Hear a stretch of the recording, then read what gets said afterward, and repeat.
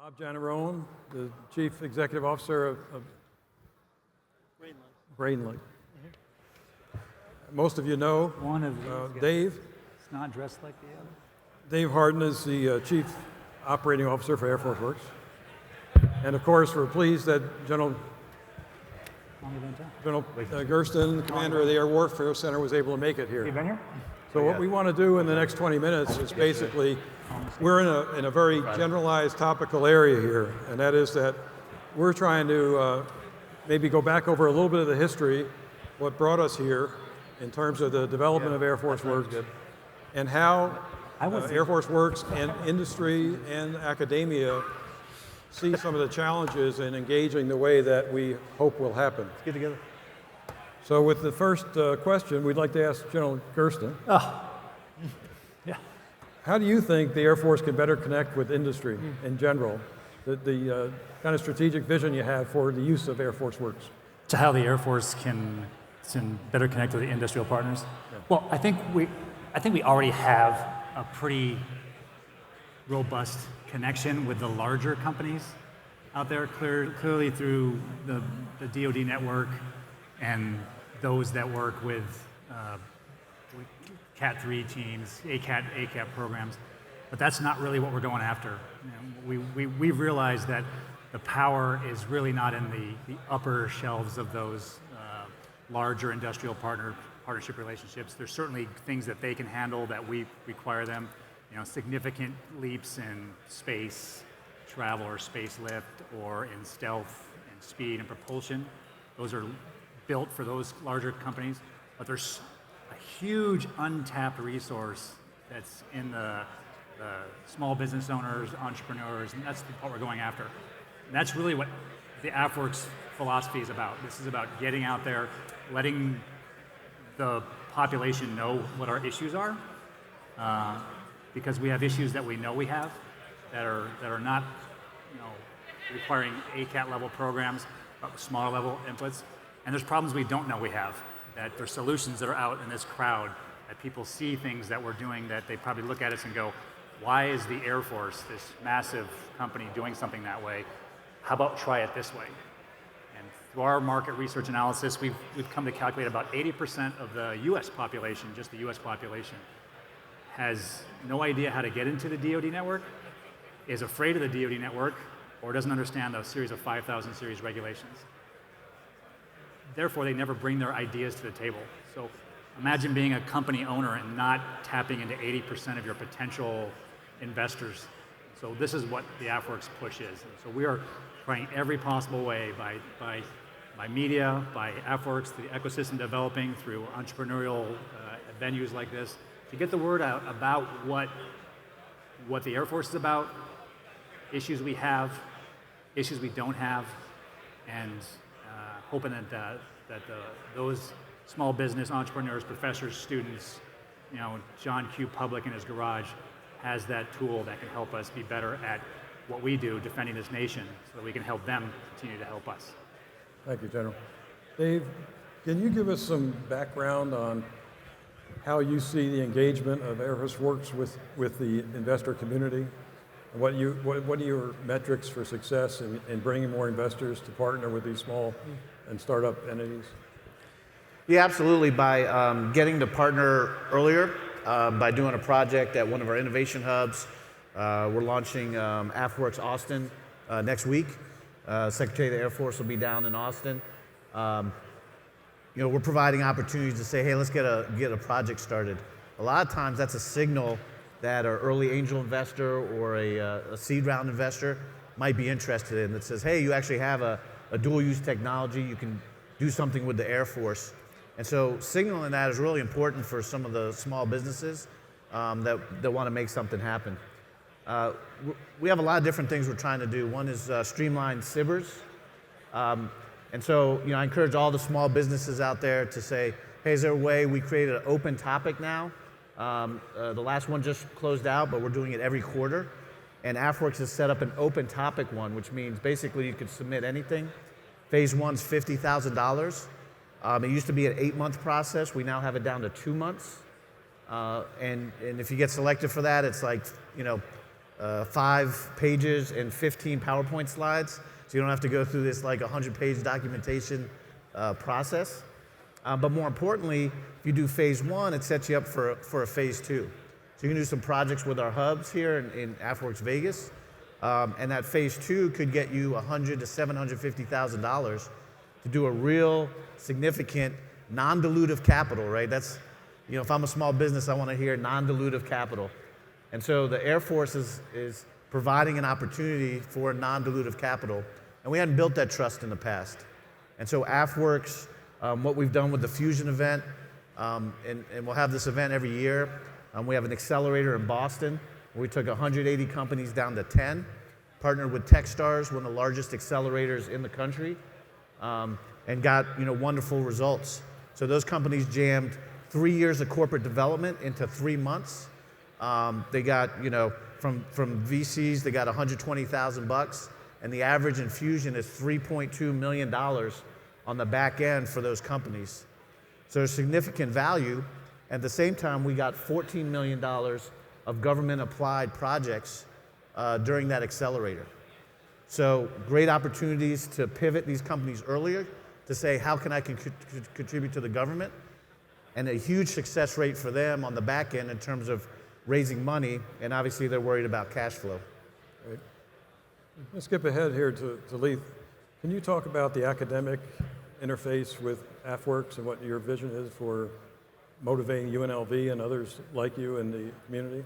Sure. Well, I think the biggest thing when you're dealing with two large institutions, and I would say academia in general is a large institution, and the Air Force, oftentimes an organization like AFWERX can serve as an intermediary, for lack of a better point. So there's some sort of onboarding integration in terms of ideas and a marketplace for ideas. I think that any time you bring together two institutions like that, oftentimes initially there's some forced participation, right? So regular meetings, exchanging ideas, finding opportunities for projects to work on and other things, and then that leads into a more close relationship between an institution like a university and AFWERX itself. I think the reality is that the goal is to institutionalize those relationships, because as people move both in positions or change in terms of physical location, those institutional links sometimes sever because of those personal relationships that are developed. And so one of the things we're trying to do between UNLV and AFWERX is to create as many touch points as possible. So a touch point could be at the Trosch Center for Entrepreneurship and Innovation, it could be at the College of Engineering, it could be at lots of different facilities or opportunities. And the good thing about universities in terms of those relationships is there's lots of places for them to plug in. For example, there are hackathons that can be done specifically around specific topics that can get students engaged in projects that are necessarily important to AFWERX. There are opportunities for internships for students to work there. And the more that happens, the more that changes the culture that exists that, quite frankly, as General Gersten mentioned, that most of the time startups have self-selected out of the federal government or the DoD as a customer. And the earlier that students that might start companies in the future are engaged through these programs like AFWERX, the higher likelihood in the future they are to engage the DoD or AFWERX and see the government or the Department of Defense as a customer, whereas historically they would have not done that. Right, great. I want to say a few things about my experience because I think it's relevant to this. I spent 20 years with a large defense contractor. I was a senior vice president in a large organization that was successful. We lived and died by our capture planning and our B&P, bid and proposal work. 10 years ago, I formed a small company focused on infrastructure security and protection. And we have been, feeling the pain of the SBIR and BAA process quite significantly over the years. Along the way, during the prosecution of the wars, for example, things happened with rapid response technology offices that allowed us to take something we had in a technology to human proving ground and do some operational testing in short order, saved us an enormous amount of funding, saved us a timeline of a product development. My concern, and one of the things I hope we can talk about is, how are you going to deal with the incoming, as the word gets out there and you get a lot more feedback, and it's not just focused on perimeter security workshops or this quarter's priority issue. How are you going to capture and utilize that body of knowledge coming in so that we don't every 2 years reinvent and bring people back for the next SBIR, we need to build a knowledge base coming out of what you're engaging here, so those people are not hit and miss and lost because the perfect requirements match isn't there. I'll give you an example. We had a small program with DARPA on basically a pulse power system for directed energy systems. And it was a design activity. And a joint urgent operational need came in, and all the program funding was swept up. So what was moving into phase 2 didn't happen. Program managers changed. And now, 2 years later, all of the momentum is lost on that technology, but the team is still there. They still need to partner with larger and maybe fund with larger industries or with the national labs or with AFRL, for example, on some of this. And it's very difficult to reconstruct that. I think a great benefit of what you're doing would be to assure that you don't let that information spill over and get lost as these companies come to your door that may seem orthogonal or marginal in its relevance now, but that you somehow don't drive them away, because that will just repeat what the fear of the process, the onerous process of DCA, cost accounting, and all the things that kept them away to begin with. They may not come back that ever again. And so one of the things we're launching is an ideation platform to connect ideas, both internal with problem solvers external, right? And so if you think about it, we can kind of create this brain, this artificial intelligence that says, no matter what stage of ideation I'm at, I can kind of see, hey, what's the right contract? Who's the other airmen that are out there that I can connect with? Who's the leading researchers, right? And so you can kind of further your idea. Now remember, all ideas and all companies aren't going to be winners, right? So we are going to have a lot of people come through our doors and realizing that we're going to try to get people connected, but might not always work out, right? That's kind of just capital competition sometimes. Sure. And so, that's one important factor. But the benefit of this ideation platform is to have that intellectual capital and to start to build it over time. So I did a lot of consulting with oil industry and companies, in particular Saudi Aramco. And so we actually built an intellectual capital management system, saved them $250 million in 10 months. But what was interesting is part of that process was a dead ideas bank. And in that dead ideas bank, going back into it 4 years later, we had teams that went into those dead ideas. And so 6 new companies were spun off from the dead ideas bank, right? So a lot of times it's timing, context, the right resources. And so you do want to have the kind of this growing base of intellectual capital that we can tap into. Maybe 4 years from now, the timing of that thing was just too early. And then it's at the right time, 4 years from now. How do the venture capitalists and others engage you to get into that dead file eventually? I mean, how are they going to benefit, not from these sessions that are going on now, but can they engage you on a continuous basis later so that as part of their research on promising and emerging technologies, they can access that? Will you network with them in that regard? Well, I'm hoping we crack the code in the future to figure out how to leverage VC capital for national defense means, right? In the short term, we haven't cracked the code because there's so many laws and legislation that really aren't allowing us to kind of put that together. But we're thinking about it and we're iterating on it, as we speak. But if we build trust with the community, then they know that when they interact with AFWERX, something's going to happen. Today at lunch, $600,000 was given out, right? We're going to be giving out fusion tickets, which means, hey, we're doing deals with the companies that are here to get after what the Air Force is doing. So this isn't just like an event showcase, right? We're here to do deals, and building that trust gives signals to the VC community that says, hey, things that are dual track, things that have government use do have valuations to us, and as we see those things developing, we're going to put that VC money in and put it to work. And so I think that's going to be a big leverage point for us. And our leadership is serious about that. I mean, they're deadly serious about it. We talked about this put with getting these ideas to the table. In our conversations with the Air Force leadership, he said, listen, John Gerson, I'll give you $100,000. I want 10 programs, $10,000, 10 sprints. You could fail every single one of those sprints. I want 10 sprints on the table, $100,000, go.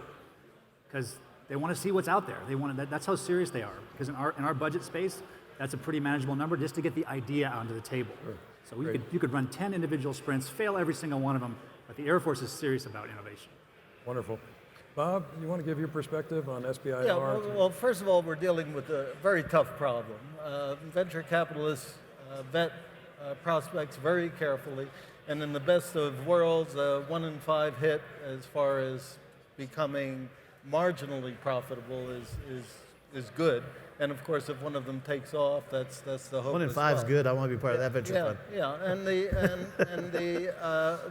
challenge from the defense side is that it's very tough to get the people who are innovating to talk directly with the end users, to get the capabilities that are provided in the hands of the people who have the requirements, and that's always been a problem. This is I'm with a company called BrainLike. We grew it with SBIR money. My first company was venture funded. I'm actually only 34 years old. It was that cramming from that VC and trying to get to the end user that was very tough. There's a lot of innovation coming from this AFWERX community. I understand that there's going to be a push toward getting the SBIR funded people under a new program to connected to the end users as a part of that. It's something that I never saw, having gone through several phase 2 SBIRs, and I commend them for it. But I think we all need to be aware that these are tough problems, and some of the people with the most basic ideas here are 1 in 10 is not going to be all that bad, but it's just so important to get these ideas connected to potential end users, and maybe using local, regional cases in point. Nellis Air Force Base has a perimeter surveillance need.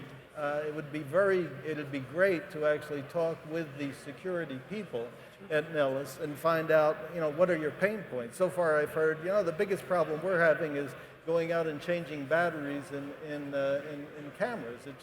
We're a very small force, and we have those kinds of needs. How can you help? There are many people in here with wonderfully innovative problems who are not going to be connected to meeting those immediate needs by the end users. So that communication between the end users is very important. And that's why the Chief of Staff and the Secretary of the Air Force picked Las Vegas. Not only did it have a very strong ecosystem already established in UNLV, and the establishments as an innovative culture was rising, the fact that Nellis Air Force Base is existence to it, and the other key criteria. Nellis Air Force Base possesses one part of every part of the United States Air Force: space, cyber, and air. We have a representative system of everything our United States Air Force does, and we have the smartest PhD level students going through training there at that facility. So if we have a problem connecting those military people through the ecosystem that's being developed here in Las Vegas, through the UNLV and the ecosystem that Lee and AFWERX is setting up, that connection's immediate. I mean, that's why we have representatives. Predominance of folks at AFWERX are civilians.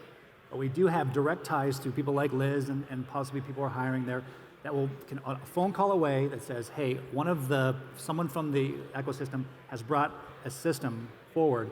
Do you have any experts? The answer is yes. Nellis Air Force Base and the Warfare Center has one of everything the Air Force has. And we can get you an answer and have someone look at it immediately.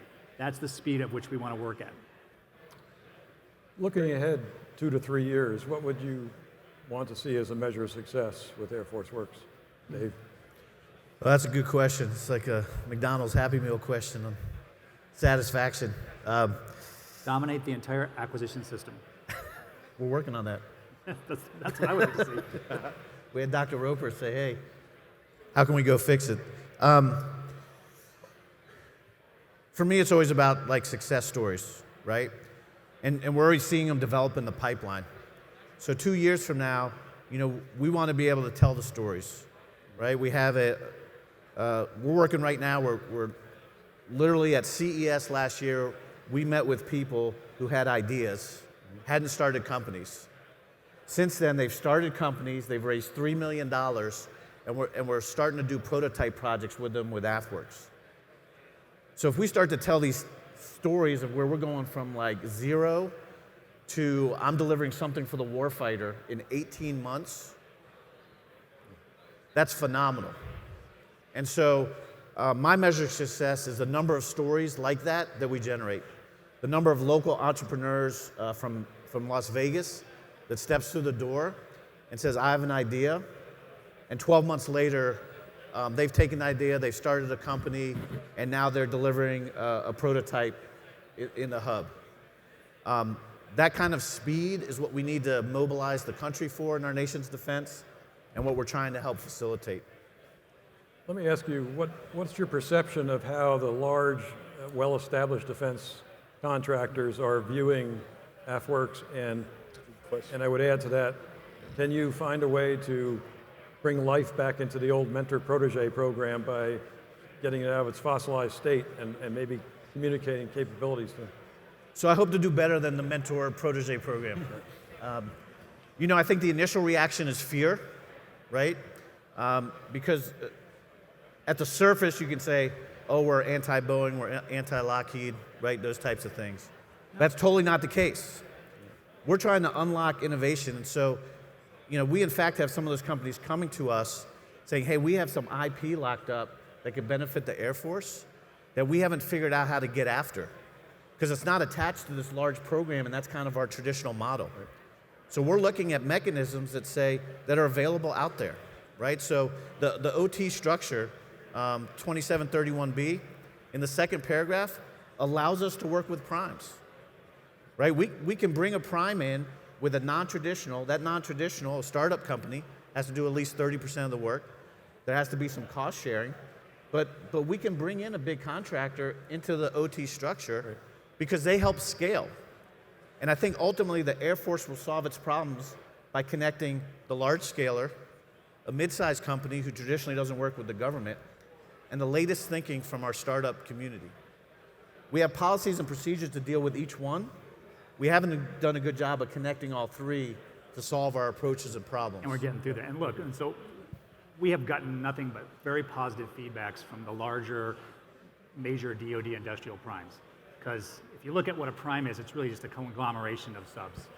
And a lot of those subs fall in this category, and that they work up through the primes, and sometimes those larger programs never meet threshold for prime presentation to answer an Air Force requirement.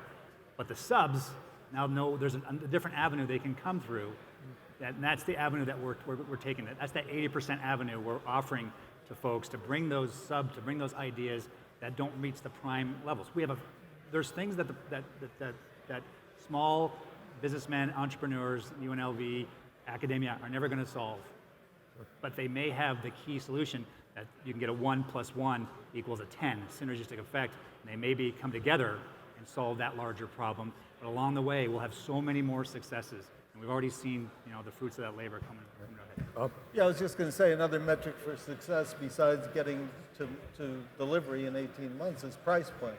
You find with, for example, surveillance technology, there's a business that I've learned about recently that supplies remote solar-powered surveillance cameras at an incredibly low price point.